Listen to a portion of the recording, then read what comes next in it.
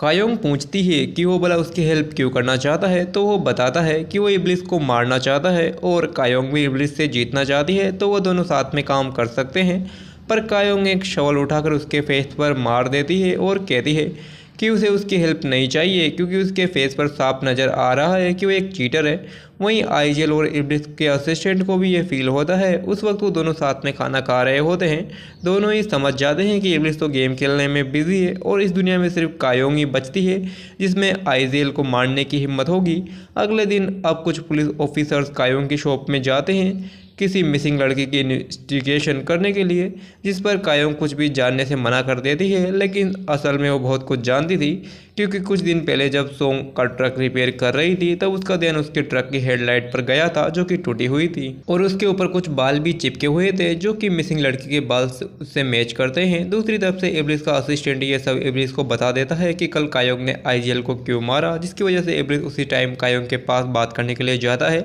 लेकिन आज तो वो स्कूबा ड्राइविंग करने के लिए गई हुई थी, तो वो उससे मिलने के लिए पानी के अंदर जाता है, जहां वो उससे कहता है कि कायोंग अपनी नेचुरल डेथ के लिए हर तरह की प्रैक्टिस कर रही है, तो शायद गॉड ने उन्हें इसलिए मिलाया होगा ताकि इब्लिस उसे मारने में उसकी हेल्प कर सके।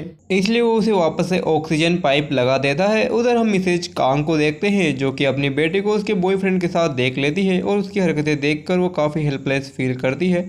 फिर वह इब्लिस से अपनी ख्वाहिशों के बारे में बात करती है, क्योंकि उसे समझ नहीं आ रहा था कि वो अपनी थर्ड विश कब मांगे और उसके अंदर क्या मांगे।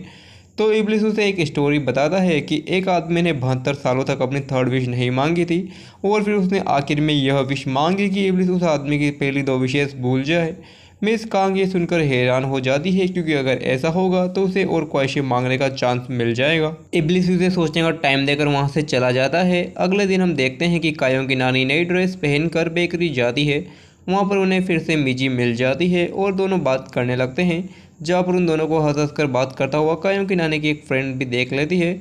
अब वो बाकी महिलाओं को बताती है कि जब से कायों की नानी हवाई गई है तब से ना ही उनका कोई कॉल आया है और ना उनके जाते ही वो यंग लेडी भी कायों के साथ रहने के लिए आ गई। कायोंग पिछली रात उसके साथ मिलकर फील्ड में गड्ढा भी कर रही थी, तो कहीं ऐसा तो नहीं कि उन दोनों ने मिलकर कायों की नानी को ठिकाने लगा दिया हो। जिसकी वजह से वो ग्रेनिस अगले दिन चीप पार्क को कायोंग के घर पर लेकर चली जाती है।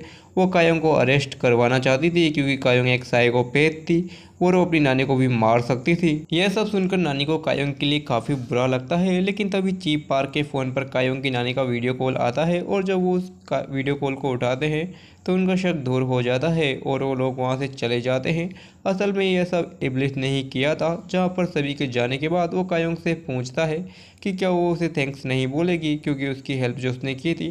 पर कायोंग भी उस टाइम कुछ ज़्यादा ही गुस्से में होती है, जिसकी वजह से वो इब्लिस से कहती है कि किसी शैतान से अगर विश मांगो तो उसका रिजल्ट यही होता है और वो विश भी आगे चलकर अच्छा फ्यूचर नहीं दे सकती। जो सुनकर इब्लिस को थोड़ा सा बुरा लग जाता है और वो अकेले एक जगह पर जाकर बैठ जाता है, जहाँ पर उसे एक लड़की मिलती है। वो इब्लिस का चेहरा पढ़ने की कोशिश कर रही थी, लेकिन इब्लिस उसे अपनी पुरानी कहानी सुनाने लगता है, तो वो लड़की उसे पागल समझकर वहाँ से भाग जाती है। दूसरी तरफ हम आईजेल के असिस्टेंट के बारे में जान पाते हैं कि वो एंजल ऑफ डेथ यानी कि आईजोल के स्मोक से बनी थी और उसने उसकी सुनने की पावर भी छीन ली थी, क्योंकि वो एक आउल थी और वो हेवन के सीक्रेट सुन सकती थी। यही वजह थी कि वो लोगों के होठ पढ़कर उनका सच पता लगाती थी, उनकी बातों को समझ पाती थी। जिसके बाद इब्लिस एक जगह पर जाता है जहाँ पर सभी लोग गैम्बलिंग कर रहे थे और वहाँ पर एक ठग भी होता है जो कि उसे इंटरेस्ट में पैसे देता है ताकि वो भी गैम्बलिंग कर सके। फ्री में पैसे देकर इब्लिस खुश होकर उस आदमी की नाक से अपनी नाक को टच करता है, जो कि अरब में थैंक्स करने का एक तरीका था। पर वो आदमी इब्लिस के खिलाफ हरेसमेंट का केस कर देता है और एक बार उसे फ्री करवाने के लिए फिर से कायोंग को आना ही पड़ता है। इस गलती पर उसे बहुत मारती है। वहीं हम कायोंग की क्लासमेट को देखते हैं जो कि काफ़ी फ्रस्ट्रेट होती है, क्योंकि कायोंग के अकाउंट की डेली लिमिट ट्रांसफ़र लिमिट बहुत ही ज़्यादा कम थी और अगर इसी स्पीड से कायोंग से पैसे भेजती रही तो बैंक वाले उसे इन्वेस्टिगेट करने लग जाएंगे। इसलिए वो अपनी सेकेंड विश मांगती है कि कायोंग अपनी रियल ट्रांसफ़र लिमिट एकदम मैक्सिमम करवा ले, जिससे कि उसके अकाउंट में और ज़्यादा पैसे जल्दी जल्दी आ सकें। जैसे ही उसकी ये विश कंप्लीट होती है तो वो काफ़ी ज़्यादा खुश होती है और पैसे ही आते ही सबसे पहले वो अपने लिए कायोंग जैसे एक्सपेंसिव बैग खरीदती है। इब्लिस फिर कायोंग से पूछता है कि क्या वो गुस्सा नहीं हो रही, पर कायोंग के फेस पर बिल्कुल भी गुस्सा नहीं दिख रहा था। वो अभी नॉर्मल थी। इब्लिस जब उसका मजाक उड़ाता है तो उससे पूछती है कि क्या इब्लिस को किसी चीज़ से नफरत नहीं है, जैसे कि क्रोस, जैसे कि वैम्पायर्स को होती है। तो इब्लिस बोलता है कि उसे सिर्फ कायोंग से नफरत है, तो उसके लैंप से बाहर चली जाना चाहिए। जिसके बाद हम मिजी और नानी को देखते हैं, दोनों साथ में वर्कआउट करते हैं। फिर हम देखते हैं कि इब्लिस का एक यंग फ्रेंड होता है, वो आज भी गेम खेलने के लिए आता है, पर इब्लिस उसके हाथ पर चोट के निशान देखता है। तब वो बताता है कि यह सब उसके मोम के बॉयफ्रेंड ने किया है, और एक दिन जब वो उसे अपने घर से भाग रहा था तब उसने आसमान में एक एंजल को देखा और उससे प्रे किया कि उसकी मोम के बॉयफ्रेंड को सबक सिखाए। जो सुनकर इब्लिस उसकी हेल्प करने के लिए मान जाता है। वो उस आदमी को डेजर्ट में ले जाकर भेड़ियों के सामने छोड़ देता है ताकि वो अगली बार छोटे बच्चे पर हाथ ना उठाए। और यहाँ इब्लिस भी ये भी रिवील कर देता है कि कुछ साल पहले वो अपने जीनी ब्रदर के लिए लड़ा करता था और वो अपनी वॉर फिर से स्टार्ट करने वाला है, लेकिन इस बार वो अपने दोस्त के लिए लड़ेगा जिनके साथ इस दुनिया में बुरा हो रहा है। पर यह खबर सुनते ही आईजेल उसे रोकने के लिए आ जाता है, क्योंकि इब्लिस दुनिया का बैलेंस जो बिगाड़ रहा था वो उससे अच्छा बनने का नाटक बंद करने के लिए कहता है। जिसके बाद वो इब्लिस को यह भी बताता है कि वो जल्दी ही कायों को सब बताने वाला है कि इब्लिस ने आखिर क्या किया था। जो सुनकर इब्लिस गुस्सा हो जाता है। दूसरी तरफ कायोंग लैम्प के बारे में पता लगा रही होती है। उसे पता चलता है कि इब्लिस तो 983 सालों से लैम्प में कैद था, लेकिन वो लैम्प असल में इब्लिस के कैद होने के 20 साल बाद बनाया गया था, यानी कि वो कुछ तो छुपा रहा था। दूसरी तरफ हम जेनियो के बेटे को भी देखते हैं, जो कि अपने घर में कैद जेनियो से बात करने के लिए जाता है और उसे खाने के लिए एक एप्पल भी देता है।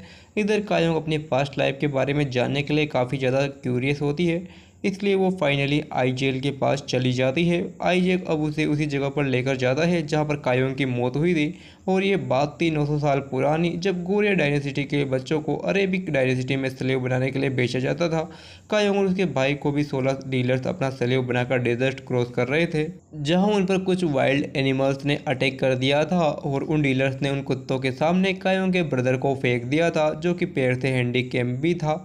इसकी वजह से वो डॉग्स उसे धीरे धीरे खा रहे थे। तभी कायोंग डेजर्ट में एक लैंप से टकरा जाती है, और उस लैंप से इब्लिस बाहर आता है, जो कि कायोंग को अपने 3 विश मांगने का मौका देता है। कायोंग भी पहली विश मांगती है कि उसका भाई उन कुत्तों से बच जाए और एक लंबी लाइफ जिए। तब इब्लिस उसकी विश पूरी कर देता है। उसकी फर्स्ट विश के हिसाब से वो उन डॉग्स के साथ साथ उन डीलर्स को भी मार देता है, लेकिन एक डीलर बच जाता है, क्योंकि अगर वो जिंदा रहते तो कायोंग के भाई को फिर से वापस स्लेव बनना पड़ता।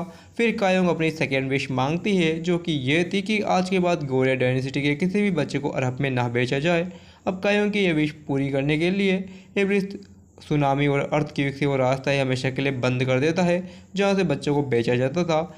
इस विश के बाद एंजल ऑफ डेथ यानी कि आईजेक और इब्लिस दोनों ही कायोंग के सामने आ जाते हैं, जहाँ पर आईजेक कायोंग को बताता है कि इब्लिस अपने घमंड में इतना ज़्यादा खो गया है कि उसने कायोंग की अच्छी विश को भी गलत तरीके से पूरा किया और कायोंग को इतने सारे लोगों की मौत का जिम्मेदार बना दिया, जिससे कायोंग को ये समझ आ जाता है कि इस दुनिया में भला करने के लिए मांगी गई कोई विश नहीं होती है, हर विश के बदले किसी न किसी चीज़ की डील करनी ही पड़ती है। जैसे कि कायोंग ने अपने भाई और बाकी बच्चों को जान बचाने के लिए इतने लोगों की जो जान ले ली थी, और इब्लिस को भी अब लग रहा था कि उसने एक और छोटे इंसान को करप्ट कर दिया है, इसलिए वो उसी वक्त कायोंग के ऊपर बहुत सारे जंगली कुत्तों को छोड़ देता है ताकि वो उससे अपनी आखिरी विश मांगे, अपने ज़िंदा रहने की रिक्वेस्ट करे। लेकिन जब कायोंग को कुत्ते खाते हैं तब भी वो इब्लिस से कहती है कि उसने जो कुछ भी किया है वो सही नहीं था, उसकी इस गलती में इब्लिस भी शामिल था, जिसकी वजह से वो अपनी आखिरी विश बताती है कि इस गलती की वजह से उन दोनों को बराबर सज़ा मिलनी चाहिए। और कायोंग की सज़ा तो उसी डेजर्ट में ख़त्म हो जाना था, जो कि धीरे धीरे पूरी भी हो जाती है। लेकिन कायोंग के साथ ही इब्लिस को भी सज़ा मिलती है और वो कायोंग की बॉडी के साथ ही डेजर्ट में समा जाता है, उसके पास ही रहता है। उसके चेहरे पर गुस्सा नहीं बल्कि एक रिग्रेट और दुख का भाव था। ये सब जानने के बाद अब कायोंग को प्रेजेंट में धीरे धीरे सब कुछ समझ में आने लग जाता है। इधर इब्लिस के लैम्प में भी जो ग्लास रखा हुआ था उसके अंदर की रेत अपने आप मूव होने लग जाती है, जिसकी वजह से इब्लिस को काफ़ी ज़्यादा तकलीफ हो रही होती है। और इसी के साथ दी एंड हो चुका है, और अभी मेरे एग्ज़ाम चल रहे हैं तो वीडियो टाइम पर नहीं आएगी, तो सॉरी।